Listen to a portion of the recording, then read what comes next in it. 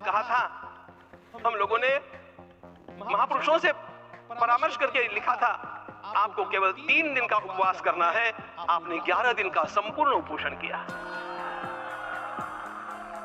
हमने 11 दिन एक मुक्त रहने के लिए कहा था, उन्होंने अन्न का ही त्याग कर दिया।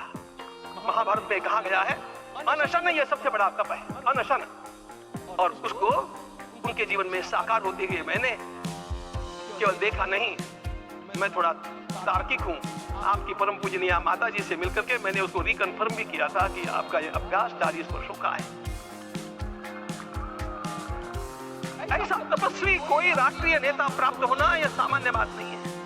इन दिनों में हमने कहा था कि आपको विदेश प्रवास नहीं करना चाहिए, क्योंकि सांस्कृतिक दोष भी आते हैं। विदेश प्रवास टाल दिया सांस्कृतिक देशों के जैसा दोषों की संभावना के कारण, लेकिन दिव्य देशों का प्रवास ऐसा किया। नासिक से आरंभ किया, गुरुवायूर गए, श्रीरंगम गए, रामेश्वरम गए। इन सारे स्थानों पर जाकर के वहां के परमाणुओं को लेकर के और पूरी भारत माता के हर कोनों में जाकर के मानो वे निमंत्रण दे रहे थे कि आइए दिव्य आत्माओं, अयोध्या पधारिए और हमारे राष्ट्र को महान बनाने के लिए आशीर्वाद कीजिए।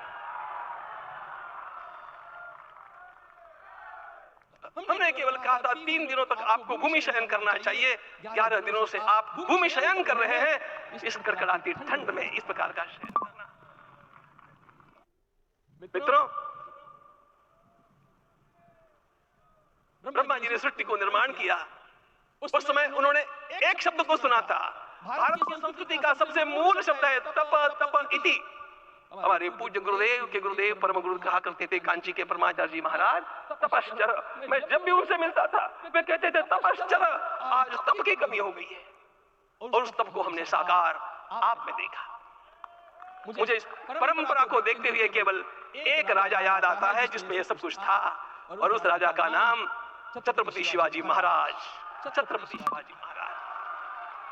मित्रों, लोगों को पता नहीं है शायद, वे स्वयं जब मल्लिकार्जुन के दर्शन के लिए श्रीशैलम के ऊपर गए, 3 दिन का उपवास किया, 3 दिन शिव मंदिर में रहे, और महाराज ने कहा कि मुझे राज्य नहीं करना है, मुझे संन्यास लेना है। मैं शिव जी की आराधना के लिए जन्मा हूं, मुझे संन्यास लेना है, मुझे वापस मत ले जाइए। इतिहास का वो बड़ा विलक्षण प्रसंग है।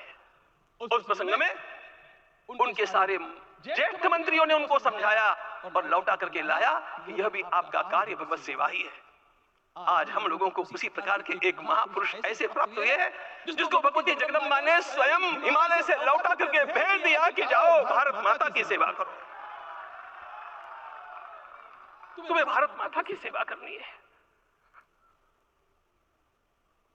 मैं अपने को कभी श्रद्धा रखने के बारे में भावुक नहीं पाता हूं, लेकिन कुछ स्थान ऐसे होते हैं जहां पर आदर के साथ अपना मस्तक अपने आप झुक जाता है।